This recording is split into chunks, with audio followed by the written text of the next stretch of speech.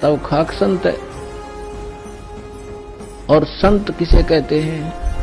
जो ज्ञान दास ने आपके रूबरू किया है, विश्व में आज तक ब्रह्मा विष्णु महेश क्लियर नहीं कर सके इसको। इस दास पे दया हुई तो आगे कौन सी का चीज छोड़ दूंगा मैं, ये भी विचार कर लेना। और फिर ये साथ साथ एक पॉइंट को क्लियर करने के लिए छह उदाहरण देता हूं, ऐसे मजबूत जो हलाए नहीं हिल सकते।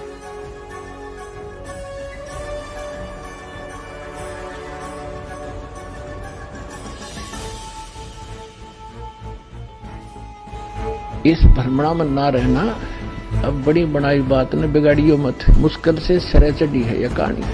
कितने संकट झेलने पड़े हैं, दास ने जेल तक जाना पड़ा, झूठे मुकदमों को फेस कर रहे हैं। कोई बात नहीं, परमात्मा हमारे साथ है। हमारा एक बार ज्ञान निखार हो जा, फिर चाहे फांसी दे दियो मेरा, एक बार परमात्मा का ज्ञान उसके बच्चों तक पहुंच जाए। हमारा कबीर देव पूज्य है, उसको प्राप्त करना, सतलोक हमारा प्राप्त करना उद्देश्य है। और ये साधनाएं हैं, ये इंस्ट्रूमेंट हैं, ये प्रयोग करने ही करने पड़ेंगे। अब उसके बाद जो सतनाम आपको दिया जाता है, सतनाम के अंदर एकाध सिर्फ जो विशेषकर वो व्यक्ति भ्रमित होता है जिसके कर्म घड़े बिगड़ जाते हैं, जो 100, 200, 1000, 2000 व्यक्तियों को भ्रमित करके उनको अपने पीछे लगाकर गुरु बन बैठता है।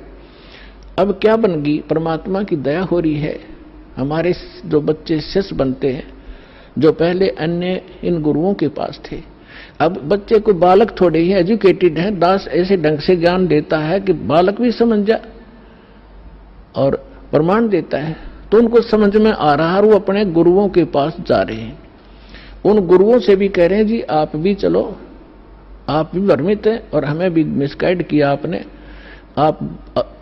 आपका उद्देश्य तो ठीक था कि हम कुछ मार्गदर्शन करें, लेकिन आपको ही नहीं पता, आप झूठे गाइड बन गए, आप भी चलो। तो जो अच्छी आत्माएं हैं वो आ जाते हैं, दीक्षा भी ले रहे हैं।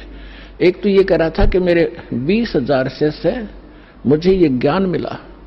पहले मैंने ज्ञान गंगा पढ़ा और फिर मैंने अपने शिष्यों से कहा कि तुम भी पढ़ो, देखो इसमें क्या है।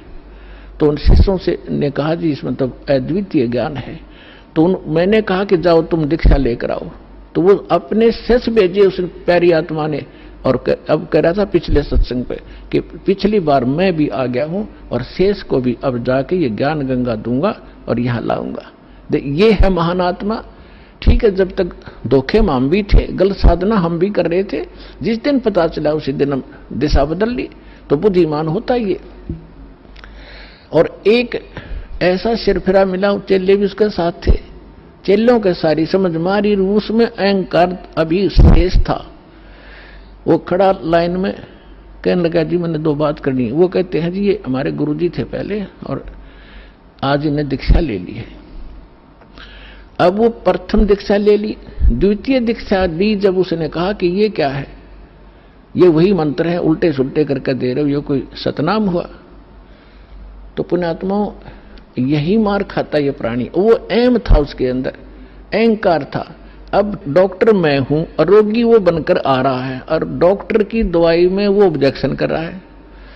एक जड़ी बूटी होती है, उनको अगर 4-5 जड़ियां मिलाई जाती हैं तो उनका गुण धर्म कुछ अन्य होता है, वो कुछ अन्य लाभ देती है।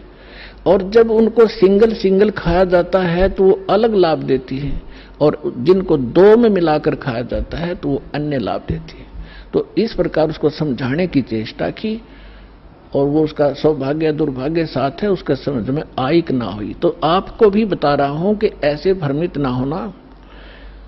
पहले तो ये देखो कि जो ज्ञान दास ने आपके रूबरू किया है, विश्व में आज तक ब्रह्मा विष्णु महेश क्लियर नहीं कर सके इसको। इस दास पे दया हुई तो आगे कौन सी का चीज छोड़ दूंगा मैं, ये भी विचार कर लेना।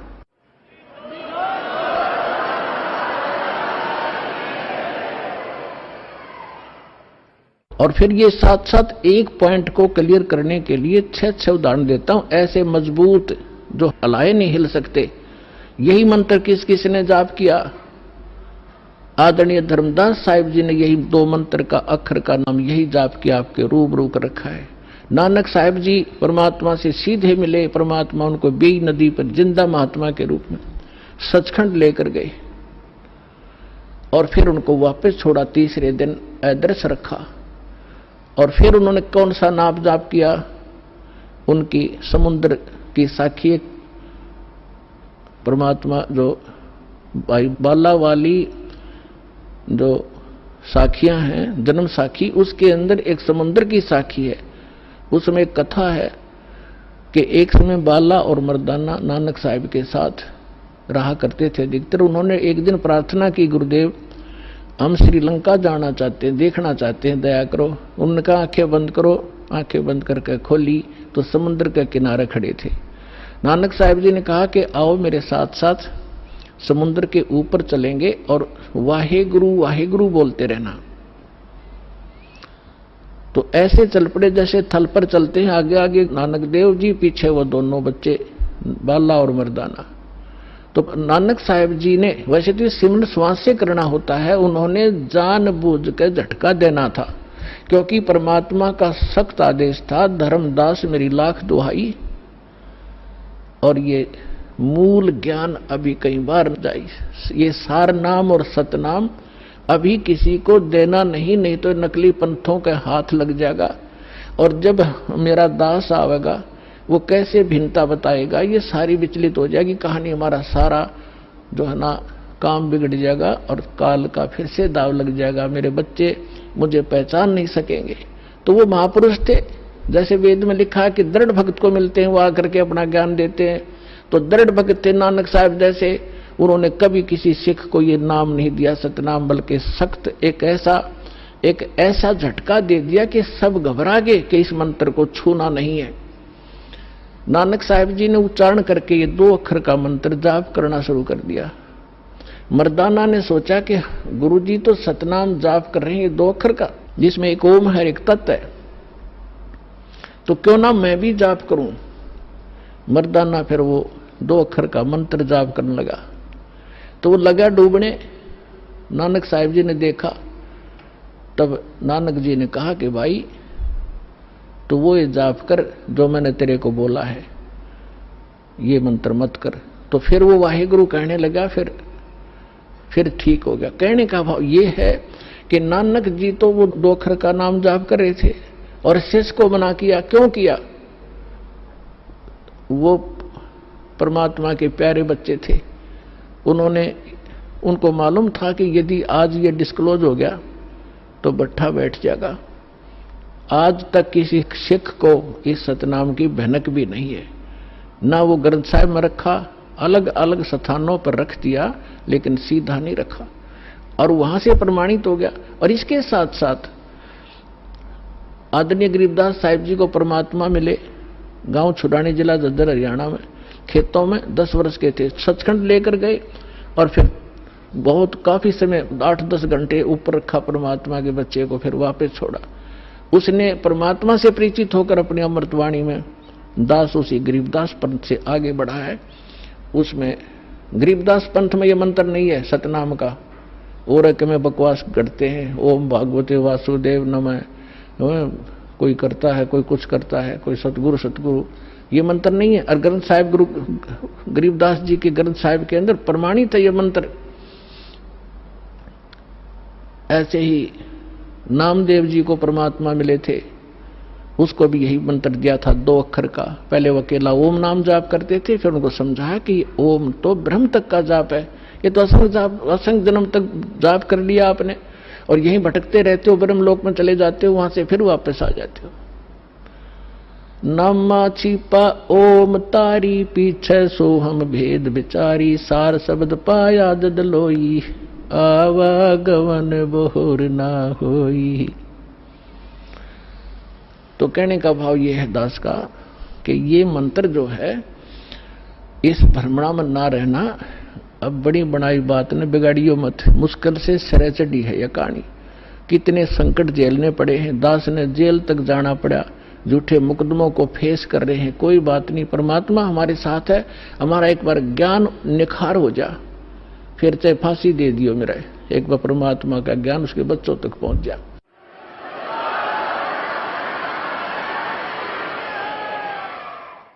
तो पुण्यात्माओं, परमार्थ के लिए संत आते हैं, और जो परमार्थ नहीं कर सकता वो खाक संत है। और संत किसे कहते हैं? सतगुरु उसे कहते हैं। सतगुरु के लक्षण कहूं, मधुरे बैन विनोद, 4 वेद 6 शास्त्र वो कहे 18 बोध। सतगुरु होगा जो इन सदग्रंथों से ज्ञान दे और प्रमाणित ज्ञान हो। अब जो प्रसंग चल रहा है कि जैसे अब आप जी नियमित रहे, अब आपको कुछ दिन समस्या रहेगी, क्योंकि अभी हमारे इस ज्ञान का प्रकाश कम हुआ है। घर घर के अंदर विरोध है, गांव गांव में विरोध है, समाज के अंदर विरोध है, क्योंकि इस जगत और भगत के क्रियाओं में और विचारों में सदा से भिन्नता रही है।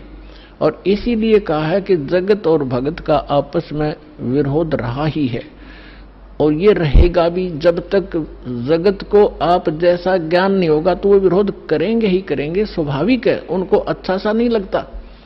जैसे यहाँ पहली बार कोई व्यक्ति आता है और दूसरा आके प्रणाम करता है, वो खड़ा खड़ा देखता रहता है, ये क्या कर रहे हैं यहाँ पर, उसको अच्छा सा नहीं लगता, क्योंकि वो तो अहंकार में कोई छोटी मोटी पोस्ट हो तो उसने तो भारी बात हो जाती है, कैसे लंबा लेटूं।